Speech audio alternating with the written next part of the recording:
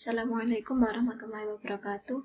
Saya Azza Fatimah Zahra, saya dari Offering C. Di sini saya akan menjelaskan atau melanjutkan penjelasan dari kelompok saya di chapter keempat. Proses pengembangan desain dilakukan. Mungkin karena seseorang telah memutuskan bahwa satu atau lebih orang mempunyai kesenjangan dalam pengetahuan, keterampilan, atau sikap yang penting untuk dijembatani. Pelajar yang diusulkan bisa siapa saja, mulai dari anak taman kanak-kanak hingga pegawai organisasi dewasa.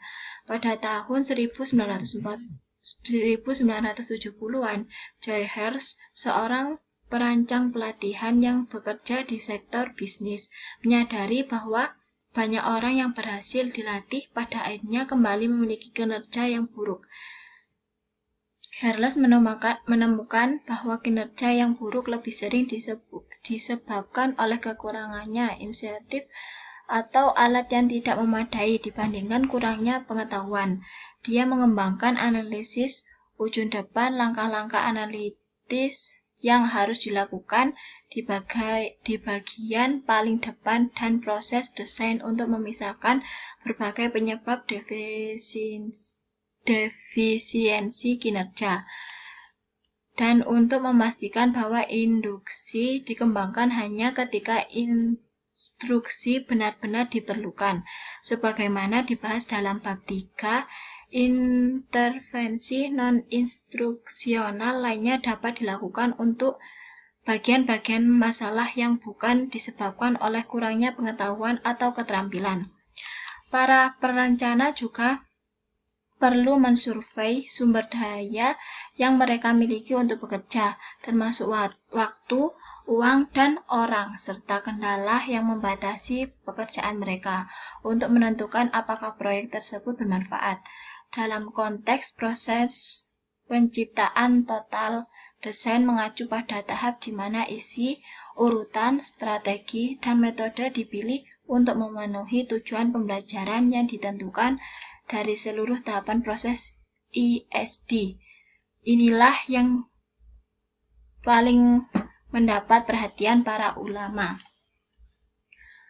Peneliti psikologis tentang pembelajaran manusia dan penelitian pendidikan tentang metode pengajaran yang efektif telah memberikan banyak panduan untuk mengambil keputusan ini. Banyak kerangka pelajaran yang berada telah diusulkan, seringkali diilhami oleh teori pembelajaran atau pengajaran tertentu. Kerangka pelajaran lain dapat dengan tampilan yang lebih konstruktivis berasal dari karya M.D. Merrill. Merrill telah mengembangkan kumpulan prinsip-prinsip pengajaran yang eklektik yang disebutkan prinsip-prinsip pertama pengajaran. Prinsip-prinsip ini berpusat pada masalah dan terfokus pada konstruksi pengetahuan oleh pelajar, seperti yang ditunjukkan pada gambar 4.5. Atribut-atribut tertentu tersebut tumpang tindih dengan beberapa yang didukung dalam perspektif konstruk. Masing-masing dari 5 elemen ini memiliki generalisasi atau prinsip pendukung yang memberikan resep untuk pengajaran yang efektif. Kapan istilahnya perkembangan digunakan sebagai bagian dari proses ISD yang lebih besar, mengacu pada tahap di mana spesifikasi yang dihasilkan dari tahap desain diubah menjadi materi konkret yang dapat digunakan oleh instruktur dan peserta didik. Pada tahap pengembangan, cetak biru desain terlebih dahulu diubah menjadi prototip yang dapat digunakan pensil, kuas, kamera, mikrofon, dan alat kreatif lainnya digunakan untuk menangkap atau menciptakan kata-kata dan gambar yang diperlukan untuk melaksanakan kegiatan pembelajaran. Bukan hal yang aneh jika ditemukan tegangan antara desainer dan pengembang karena tim produksi mungkin kesulitan menafsirkan spesifikasi yang tidak jelas atau kontradiktif. Idealnya keduanya cukup paham tentang urusan pihak lain untuk dapat menegosiasikan solusi yang saling memuaskan. Selanjutnya, sampel dari populasi sasaran dapat mencoba prototip satu persatu atau dalam kelompok kecil dengan observasi kegunaannya, materi atau proses, dan dengan penelitian hasil pembelajaran untuk menentukan seberapa dekat materi prototip memenuhi tujuan yang dimaksudkan. Untuk meningkatkan penerimaan produk atau proses yang sedang dikembangkan, tujuannya adalah untuk membuatnya semenarik mungkin bagi pengguna yang dituju. Keluaran dari tahap produksi adalah produk atau program yang dikerjakan sepenuhnya, yang telah dikembangkan, diuji, direvisi, atau disiapkan untuk implementasi skala besar. Prosedur-prosedur ini tidak hanya diperlukan untuk desain pembelajaran awal, namun juga diperlukan sepanjang tahap pengembangan. Selanjutnya, ketika materi digunakan untuk mewujudkan atau mendukung visi yang ditentukan dalam cetak biru, munculnya alat-alat digital dengan kurva pembelajaran yang dangkal mungkin menyatukan keduanya dalam beberapa konteks. Namun pengembangan dan produksi masih cenderung menjadi proses yang memakan waktu, dan alat-alat yang dipelajari saat ini harus dipelajari kembali di masa depan. Ahli teknologi pendidikan yang melakukan produksi digital sendiri harus menguasai sejumlah keterampilan dan proses teknis, khususnya mekanisme penggunaan alat digital. Tantangannya bukan hanya tidak berarti, sehingga tidak mengherankan jika langkah-langkah dalam proses pengembangan pembelajaran secara keseluruhan sering mendominasi pemikiran perancang, meskipun langkah-langkah tersebut tidak cukup untuk memastikan bahwa materi yang dihasilkan akan bagus atau bahkan dapat digunakan pada tahap ini. Kesesuaian antara alat dan hasil yang digunakan sangatlah penting, sehingga efisiensi tidak dikorbankan karena kesulitan dengan alat yang ada. Jalur produksi, identifikasi langkah-langkah yang diperlukan untuk membuat komponen bahan, dan pada akhirnya bahan itu sendiri harus didefinisikan dan diuji dan kemudian dilakukan dengan benar.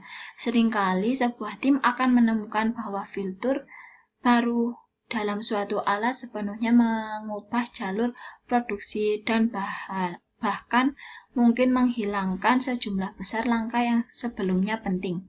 Sebuah industri telah muncul untuk mengisi kesenjangan antara keinginan untuk menciptakan produk multimedia dan keterampilan teknis yang diperlukan untuk melakukannya.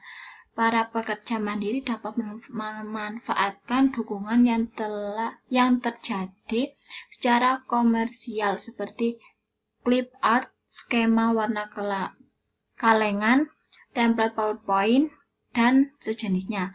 Seseorang dapat menghasilkan tayangan slide yang tampak apik namun merupakan bencana dalam hal daya tarik visual, dampak psikologis, atau nilai pembelajaran.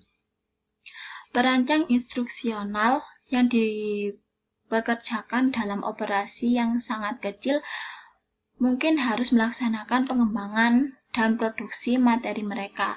Namun, sebaiknya mereka hanya berharap untuk mengelola proses tersebut atau mempekerjakan orang lain untuk mengelolanya.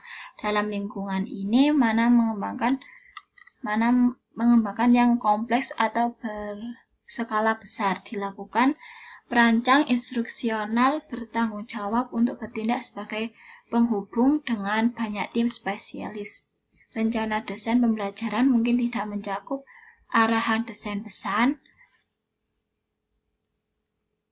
pengarahan mengenai isu-isu instruksional yang terlibat dalam produk, dan Oleh karena itu, tidak ada dasar untuk melakukan trade-off. Opperman telah mengusulkan metode yang menganalisis lingkungan belajar yang kompleks dan prospektif, ditinjau dari sudut pandangnya keterjangkauan yang dapat membantu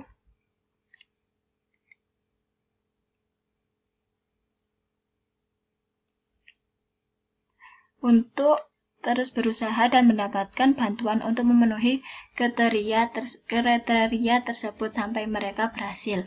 Hanya setelah menunjukkan penguasaan tujuan tingkat yang lebih rendah, barulah mereka diizinkan untuk mencoba pekerjaan yang lebih maju. Meskipun penerapannya mungkin memerlukan pelaksanaan aktivitas seluruh kelas, hal ini lebih mungkin melibatkan penggunaan materi yang disusulkan dengan kecepatan siswa atau peserta dilakukan belajar yang mendalam tahap evaluasi. Praktik mengevaluasi produk dari proses desain sebelum menggunakannya dalam skala penuh berasal dari radio pendidikan di stasiun WEBE pada tahun 1930-an.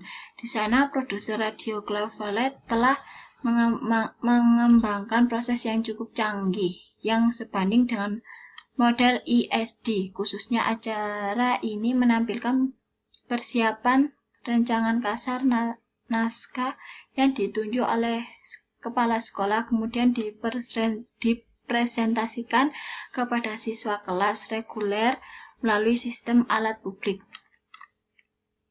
Selanjutnya, anggota tim desain mengamati reaksi siswa, kemudian mengadakan konvensi untuk memutuskan revisi naskah yang telah direvisi, kemudian diuji dengan audiens lain dan direvisi lagi sebelum diserahkan ke seluruh sistem sekolah.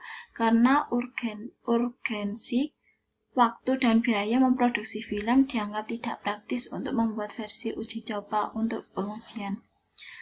Sekian dari saya.